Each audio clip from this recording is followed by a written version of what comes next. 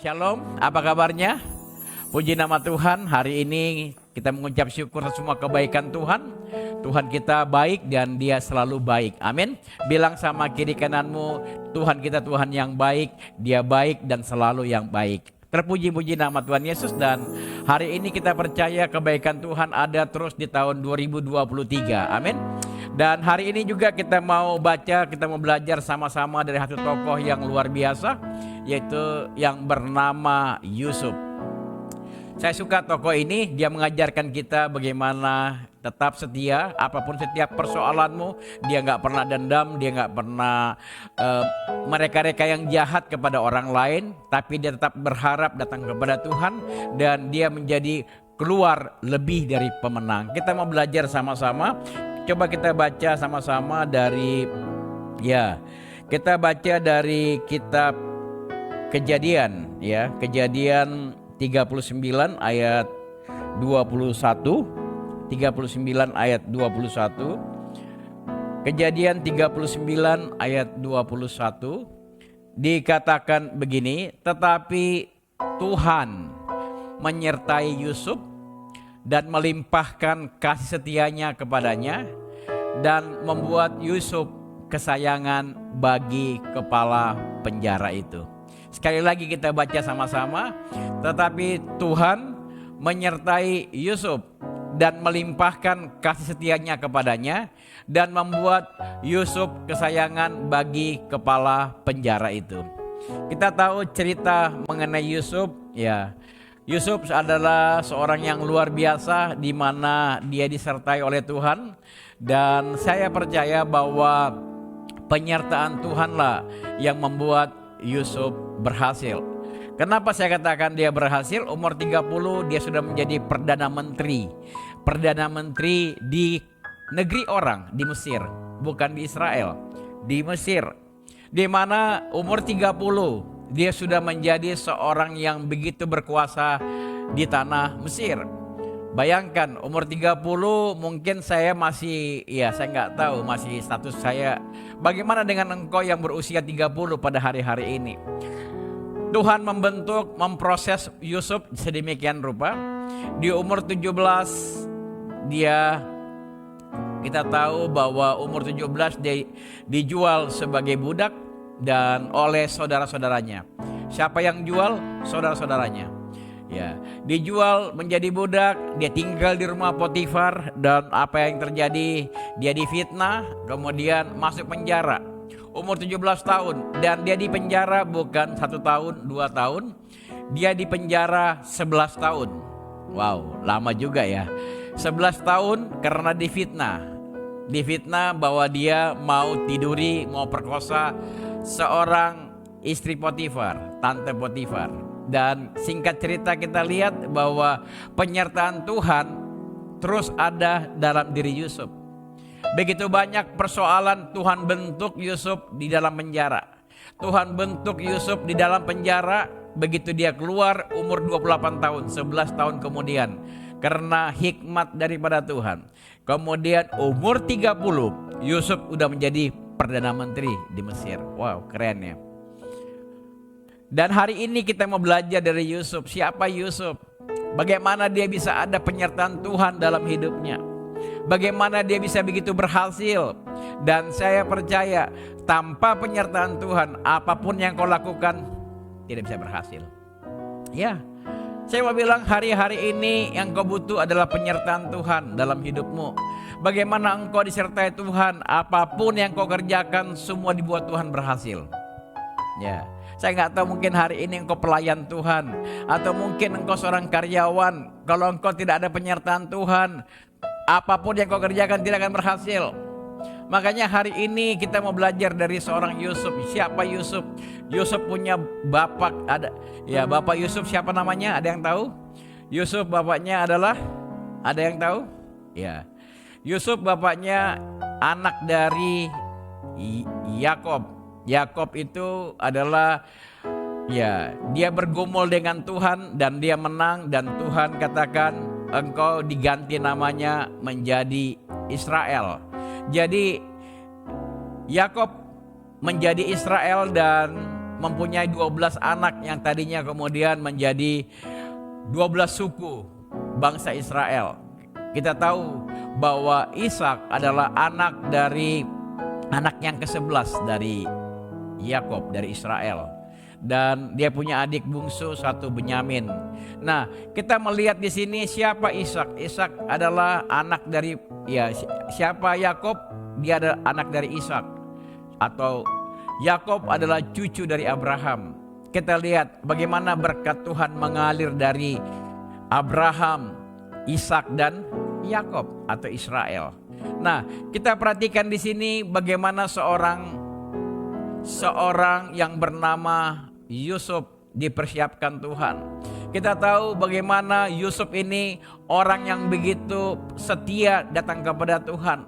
Apapun setiap masalah yang dia hadapi, dia tetap percaya Tuhan tidak pernah tinggalkan dia. Tidak mudah menjadi seorang Yusuf. Kalau kita baca bahwa dikatakan dalam ayat 21,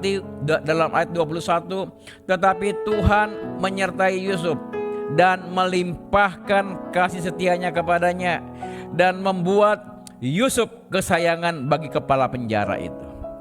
Saya mau ingatkan sekali lagi, penyertaan Tuhan bukan berarti engkau tidak punya pergumulan. Penyertaan Tuhan bukan berarti engkau bebas dari masalah. Tetap aja ada masalah walaupun ada penyertaan Tuhan. Tapi saya percaya bahwa melalui penyertaan, melalui pergumulan, melalui penyertaan Tuhan, ada pasti jalan keluar. Saya tidak tahu persoalanmu apa pada hari ini, tapi kalau engkau percaya sama Tuhan, ada penyertaan Tuhan dalam hidupmu. Apapun persoalanmu hari ini, engkau ingat bahwa pasti ada jalan keluar. Haleluya. Dan saya percaya bahwa pada saat engkau disertai Tuhan, walaupun ada penyertaan Tuhan, engkau ada pergumulan. Dengar baik, pada saat engkau menghadapi pergumulan, sebentar lagi engkau dapat promosi. Jadi engkau kalau ada masalah hari ini, bersyukur karena sebentar lagi engkau akan dipromosi. Amin. Bagaimana Yusuf dipromosi, tadinya menjadi orang yang biasa-biasa, tadinya seorang narapidana selama 11 tahun. Kemudian Tuhan ubahkan, dengar baik, kalau Tuhan memberkati hidupmu, cukup dengan satu klik. Sekali lagi, kalau Tuhan memberkati hidupmu, Dia hanya memberkati engkau dengan satu klik. Ya, bagaimana Yusuf di sini dikatakan diberkati Tuhan? Kita tahu ceritanya. Kita lihat dulu, kita belajar dulu sama-sama bagaimana cerita Yusuf. Dan kita tahu waktu dia kecil, dia bersaksi kepada saudara-saudaranya bahwa bagaimana saudara-saudaranya, abang-abangnya, semua akan tunduk datang kepada dia, menyembah dia. Bukan cuma itu, dia bersaksi bulan dan bintang. Artinya apa? Bapak ibunya pun juga datang menyembah dia. Dan dia ceritakan hal ini kepada saudara-saudaranya. Saudara-saudaranya kemudian menjadi iri melihat Yusuf begitu sombong. Akhirnya mereka apa? Mereka masukkan ke dalam sumur dan singkat cerita mereka jual sebagai budak. Nah, waktu dia jual sebagai budak, kemudian budak ini dibeli. Yusuf sebagai budak dibeli. Nah, pada waktu dibeli, ya kita baca ayat 1-nya. Kejadian 39 ayat 1. Di situ bagaimana cerita Yusuf ada di rumah Potifar. Adapun Yusuf telah dibawa ke Mesir dan Potifar seorang Mesir, pegawai istana Firaun, kepala pengawal raja, membeli dia dari tangan orang Ismail yang telah membawa dia ke situ. Jadi Yusuf dibeli, dibawa ke Mesir dan dibeli oleh Potifar, pegawai istana raja, dan dia juga pas pampres mungkin di sini ya. Tetapi dikatakan apa? Tetapi Tuhan menyertai Yusuf sehingga ia menjadi seorang yang selalu berhasil dalam pekerjaannya. Ini menarik. Penyertaan Tuhan, walaupun pada saat itu Yusuf hanya seorang budak. Walaupun Yusuf hanya merupakan seorang budak, tapi perhatikan, tetapi ayat 2. Tetapi Tuhan menyertai Yusuf sehingga ia menjadi seorang yang selalu berhasil dalam pekerjaannya. Wow. Ini perhatikan bahwa Yusuf seorang anak muda yang berumur 17 tahun, ganteng, imut-imut ya. Bayangkan dia bekerja, dia apapun yang dia pegang semuanya berhasil. Saya nggak tahu apa yang dia pegang pada saat itu. Saya nggak tahu apa yang dia menjadi, karena dia dikatakan seorang yang berhasil dalam pekerjaannya. Mungkin kalau dia mengerjakan sesuatu semuanya paling baik. Kalau dia menjadi seorang engineer, mungkin engineer paling pintar. Kalau dia seorang pemain musik, mungkin dia pemain musik yang terbaik. Kalau dia mungkin menjadi pemain bola, mungkin dia seorang pemain bola yang terbaik. Saya nggak tahu. Jadi apapun yang dilakukan Yusuf pada saat itu, semuanya Yusuf menjadi yang terbaik. Kenapa? Karena ada penyertaan Tuhan. Bilang sama kiri kananmu, engkau butuh penyertaan Tuhan. Ya, bilang sama kiri kananmu. Kalau kau anak muda, mungkin hari ini kau mungkin tidak punya pengalaman. Mungkin hari ini sekolahmu nggak tinggi-tinggi banget. Tapi dengar baik hari ini bagaimana Yusuf dipakai, ada penyertaan Tuhan dalam hidup Yusuf. Sehingga dia menjadi selalu berhasil dalam pekerjaannya. Mungkin hari itu dia mengatur begitu banyak pegawai-pegawai yang ada dalam rumah Potifar. Dan semuanya baik. Ya, baik. Kira-kira yang bilang baik itu siapa? Yusuf atau tuannya? Hah? Ya tuannya lah, mungkin Yusuf, bukan Yusuf yang ngomong, pasti Tuhannya. Maka ayat 2, tinggallah Yusuf di rumah tuannya, orang Mesir itu. Jadi kalau kita perhatikan ayat 3-nya, setelah dilihat oleh tuannya, setelah dilihat oleh tuannya, bahwa Yusuf disertai Tuhan. Jadi bahwa Potifar, tuannya, bisa melihat bahwa Yusuf berhasil, semua karena penyertaan Tuhan. Luar biasa.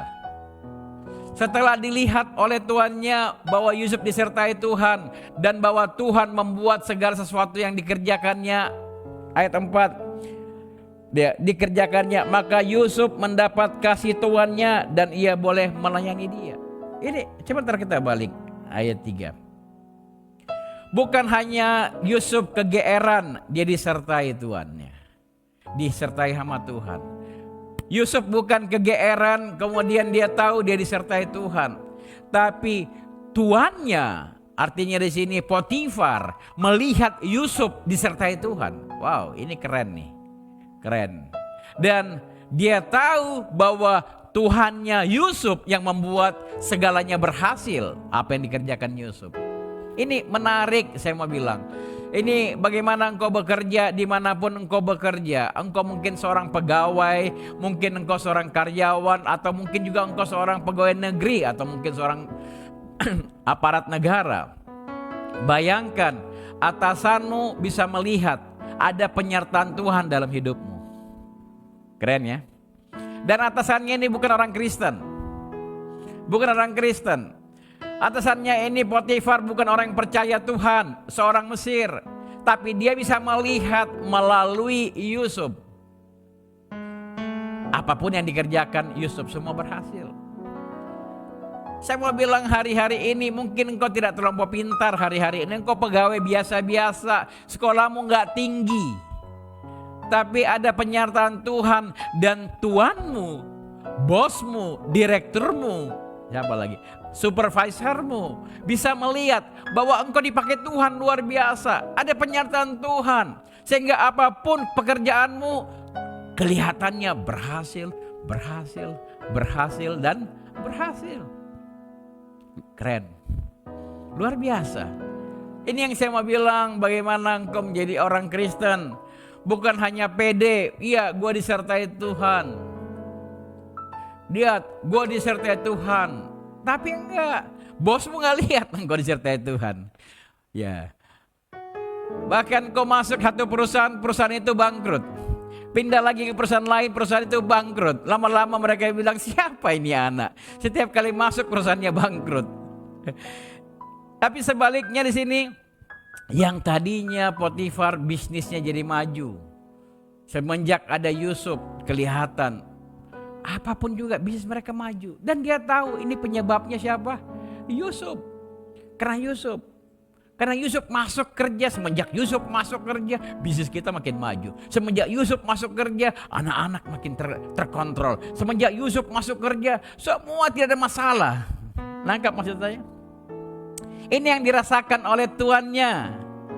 Semenjak dia terima Yusuf sebagai budak di rumahnya, everything is going smooth. Ya, semuanya kelihatannya jadi enak. Rumah jadi damai sejahtera, ada sukacita, gitu kan? Ya, bayangkan. Ini saya mau bilang, dan Potifar yang seorang yang nggak percaya sama Tuhannya Abraham, Ishak dan Yakub, dia nggak percaya sama Tuhannya Ishak, tapi dia lihat bagaimana ada penyertaan Tuhan. Haleluya. Dan saya mau lihat di sini bahwa jadi yang ayat 4-nya, maka Yusuf mendapat kasih Tuhannya. Wow. Yusuf mendapat kasih Tuhannya. Karena apa? Dia gak cari muka sama bosnya. Dia gak menjilat bosnya. Lihat, ini saya suka ini. Ya, anak-anak Tuhan, engkau perlu tahu firman Tuhan ini. Engkau tidak perlu jilat-jilat bosmu, cari muka sama bosmu. Engkau kerja yang benar. Engkau percaya ada penyertaan Tuhan. Sehingga pada saat engkau lakukan apa saja, semua Tuhan buat berhasil. Wow, ini keren. Keren. Ya, ini keren banget nih saya bilang. Jadi tuannya melihat dan muncullah kasih sayang.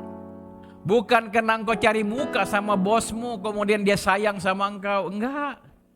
Tapi dikatakan apa? Tuhan lihat apapun yang kau kerjakan berhasil. Wow. Ini saya mau bilang keren banget ini loh. Ini keren banget. Saya ingat dulu waktu saya bekerja di perusahaan Jerman, ya. Saya ingat waktu itu saya hanya ya tanda kutip seorang manajer. Dan tapi saya satu-satunya mungkin manajer yang diangkat yang rapat dengan direksi, dengan BOD. Posisi saya seorang manajer marketing pada saat itu. Dan saya mau bilang hari itu, saya bukan orang yang suka menjilat-jilat. Bahkan bos saya pun saya ajak berantem. Kalau tidak sesuai dengan saya punya rencana, saya bisa berdebat. Dan apa yang terjadi?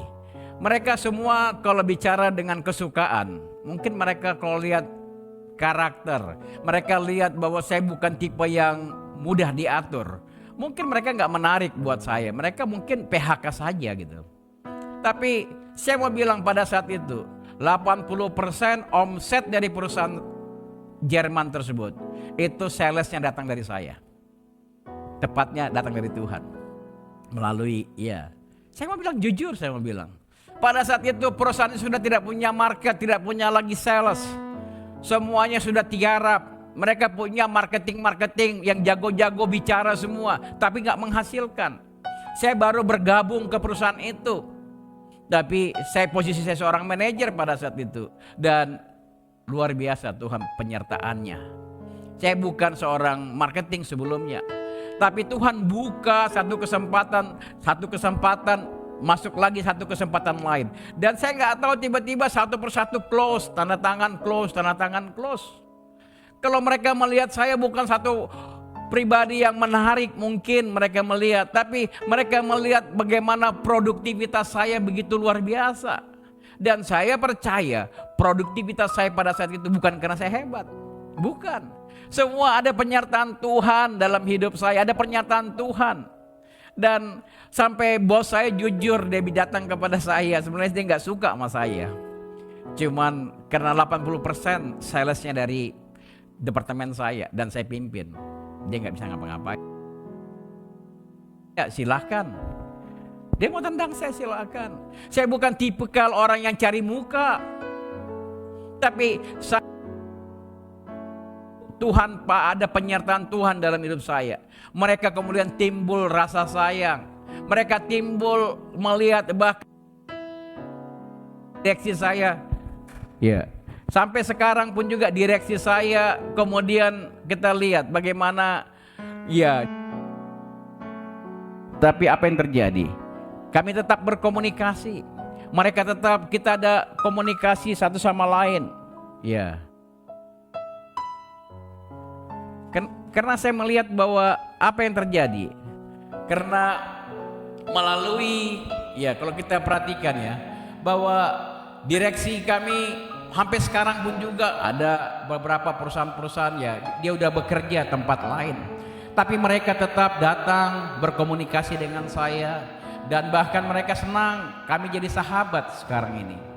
Kalau dulu mungkin kami bukan jadi seorang sahabat, kami kelihatannya pada saat meeting bukan satu meeting yang apa ya, tapi ini yang saya percaya, kalau Tuhan, ada penyertaan Tuhan, apapun yang kau kerjakan semua dibuat Tuhan berhasil.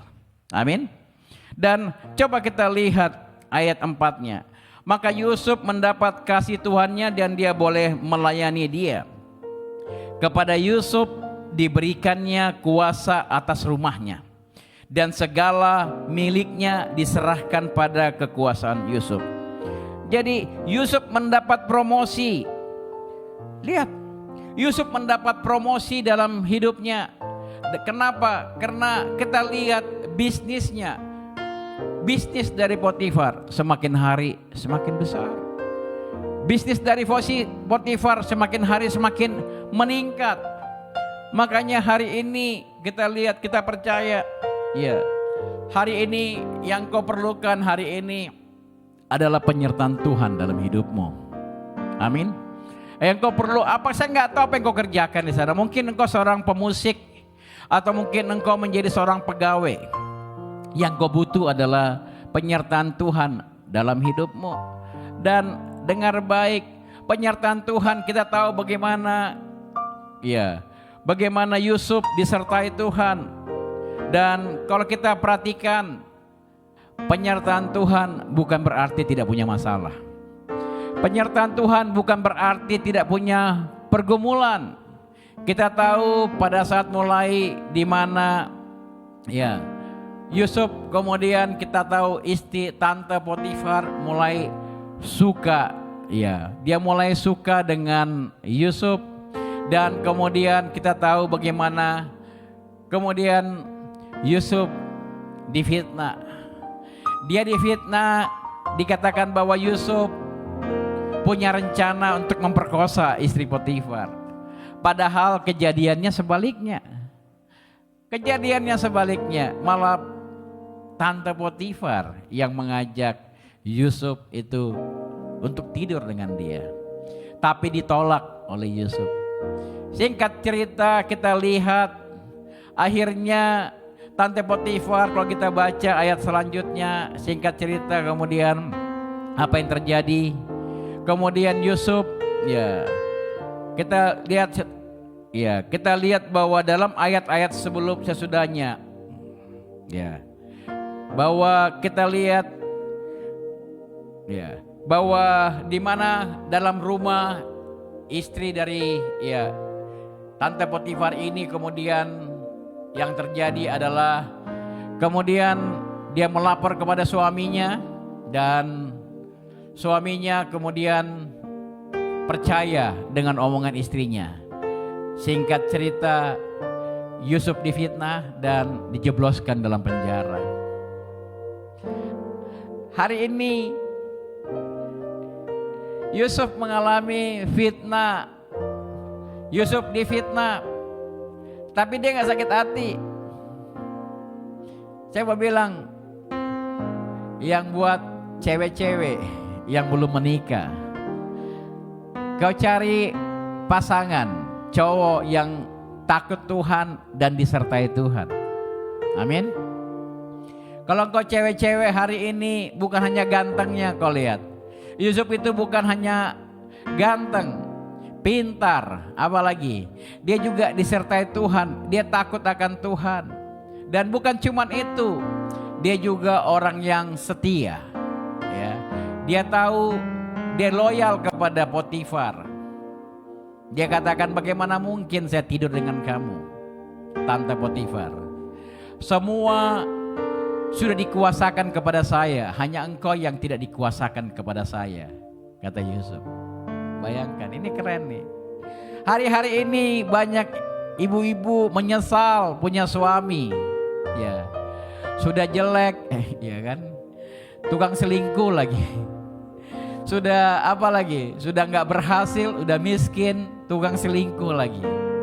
Tapi kita lihat bagaimana Yusuf, ya Yusuf ini datang kepada Tuhan, ya dia tahu ada penyertaan Tuhan dan dia tetap hidup dalam kekudusan. Amin. Bilang sama sebelahmu, engkau harus hidup dalam kekudusan. Ya. Bagaimana engkau bisa diberkati Tuhan?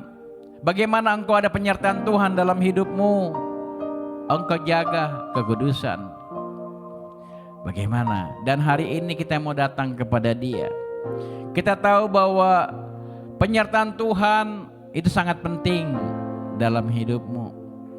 Engkau harus tahu, engkau harus sadari apa yang Tuhan, penyertaan Tuhan dalam hidupmu, itulah yang menjadi kekuatan daripadamu. Amin. Saya undang pemain musik masuk ke dalam. Dan hari ini kita mau percaya, kita mau angkat satu pujian, di mana kita percaya bahwa penyertaan Tuhan itu sumber kekuatanmu. Penyertaan Tuhan di mana engkau bisa merasakan kasih Tuhan, kasih sayang Tuhan.